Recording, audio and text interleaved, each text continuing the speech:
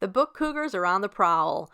We took a Biblio Adventure to Old Saybrook, Connecticut, and we're so thrilled to have shot some video and taken some photos to share with you today. Enjoy! That's really lovely. Mm-hmm. Church bells. So nice. All right. So here we are. Should I do an intro? Yeah, sure. Hi, everyone. We are the Book Cougars, two middle-aged women on the hunt for a good read. I'm Emily. And I'm Chris.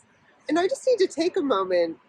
It has been over a year since Chris and I have gone on a Biblio Adventure together. Yes. This is really exciting. Yes, it is. I mean, we did have that one time we got together in a library. Right. Masked up. But this is our first official Biblio Adventure. Yeah. Yeah, so 2020 was a wash, as you all know. Here we are. It is, March? The end of March. It's March 26th. March 26th, 2021. And we are in Old Saybrook, Connecticut, which is just about 20 minutes down the road from Guilford, where we are. And we're standing in front of a historic home, an author home. Yeah, Ann Petry. She is, I'm going to say this, I think, most famously known for her debut novel, The Street, which is seeing quite a comeback. It was published in 1946 originally, and it's having, I don't know if this is its second coming, or maybe it's had others, but as far as I know, it's gotten really popular of late. Yes, it has. And I was just reading last night, there's a Twain series on her, by Hilary Holiday on Ann Petry, and it was and this book was written in the 90s, I think, when Ann Petry was still alive, and it was saying that she's starting to be taught on college syllabi. So anytime an author makes it on the college syllabi, that means that they're going to be potentially becoming a little bit more popular because, as students read the book and get excited about it, and it spreads by word of mouth. Right. That's always a good thing. Yeah. And, sometimes it can kill an author, too, I suppose. Depends on what the students think, I guess. But this book, it is so, once you start The Street, and this is a point that Holiday makes in the Twain introduction to Ann Petry, you just can't stop reading it once you start it. It is so engaging. Yeah, Chris talked about it on an episode and said, the first sentence she was in the first sentence. Yeah. So yeah, it's an excellent novel. And it was known for being the first novel by an African-American woman to sell over 1 million copies. Yeah. And also, again, from this introductory book, she was the first African-American woman to have a short story collection published. Do you know the name of the collection? It's Miss something. Miss Muriel and Other Stories. That came out in 1971. And then we also have a copy of The Narrows. Yeah, so The Street is set in Harlem, and then after that, she wrote a book called Country Place, which is set in kind of a, fictitious Old Saybrook. And then the next book after that was The Narrows, which is set in upstate New York, I believe. But again, another smallish town like Old Saybrook where she grew up. Right, so she grew up here. This was a pharmacy. Yes, this is a pharmacy. Well, the sign over there says this shop, Lafayette, made a purchase in 1824. So it's a very old building. But her dad bought this. He was a pharmacist and purchased it. Had his pharmacy here. These arched windows over to this way. He had an ice cream parlor installed. So, it's almost like the bookstore cafe concept. He had a drugstore / ice cream shop. They probably called it a fountain shop back then, I would think, right? The soda jerk and all that good stuff. Yeah. And so Ann Petry grew up here. Their living quarters were above the house until she was about 12. And then her mom insisted that they buy a regular home so that the girls... Ann Petry had an older sister so that the girls could grow up in a home. So But it was in Old Saybrook? It was in Old Saybrook, okay. yeah. Okay. Yeah, so then Ann Petry married her husband, and they left for Harlem. And they lived there for 10 years until the success of the street, and then her husband was serving in World War II. So after he came back and her book was such a big hit, they moved back to Old Saybrook and bought a home, a big old sea captain's home, and she lived here the rest of her life.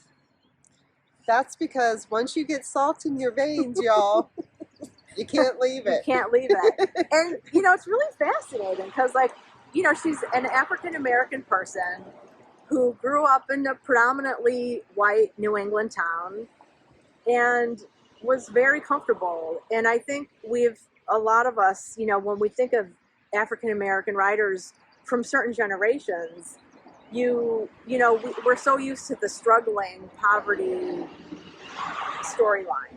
And, she was comfortably well off, highly educated family. They really valued education. Her dad was a pharmacist. Her grandfather had been a chemist. Her mom was an entrepreneur. One of her aunts was a pharmacist who eventually took over this business. And then another aunt ran, one of those mail order classes dealing with reading and literature. Oh, how interesting. So, they were really a very, curious, hungry for information family. And they go back 4 generations here in Old Saybrook. In Old Saybrook, right. Yeah. So that's really awesome. Yeah. So we thought we would take you on this Biblio adventure because we're so excited to be on one together. Yes, we are. We thought we would share it with you. And I think we're going to walk down the street to the Old Saybrook Library. Yeah, the Old Saybrook Library will be our next stop, so stay tuned. We wanted to share some photographs, too, of the building. The James Pharmacy was so named after Petry's aunt, who took it over from her father. Lovely details there, the mortar and pestle in the gable. The store started as a tavern. It was moved and became a general store. Petry's dad then opened it up as a pharmacy. Here's some lovely inside shots of its latest incarnation was a bed and breakfast, which sadly closed, but that looks like original pharmacy details. And here's a shot of the lovely soda fountain. And we had a good laugh. The pharmacy is on the corner of Pennywise Lane and Main Street. And those of you who are Stephen King fans know that the clown in It is named Pennywise. Here we are next at the Acton Public Library. Hi everyone, we have walked down the street. We didn't have to get back in our cars. We literally walked around the corner and we're here outside of the Acton Public Library in Old Saybrook. Yeah, this is their public library. It's the newer one. We'll show you a photo of the older Acton Library in a few minutes. Probably a few seconds. But so this is the Old Saybrook Public Library, and in that Twain series book I was telling you about, there's a snippet of an interview with Ann Petry where she talks about running into a reader of one of her books. So Ann Petry wrote novels for adults, but she also wrote books for kids. And so this patron that she ran into at the library, it was a young girl returning a book, and they stood and they looked at each other and neither said anything. And then the young girl just touched her on the arm. And then Ann Petry touched the girl on the arm. And so that was their interaction, which I think is really beautiful, because I think as a young person, or even as an adult, when you're really moved by somebody's writing and their books have really meant something to you, sometimes it's beyond words. Absolutely. So I thought, I get totally gobsmacked around some authors just because I am so admiring of their intellect and their ability to put words to paper and to allow me to steal away into their world. Right. Really. Yeah. And invoke those emotions. So this is a little bit of a busier street, so there's some background vehicles coming. We'll turn this just slightly. We took a photo with this guy in the background. You can see him there. Oh, I'm pointing. There he is. The Lord of the Flies. Yes. Metal sculpture. Very cool. Yeah. Well, and I think we're going to run some photos of that through the video as well. Yeah. Chris is going to do all that magical stuff. And next we're going to walk down to the original library, which is, you can almost see it from here. Mm-hmm. I think we're just going to put some photos in Yeah. of that. So more to come.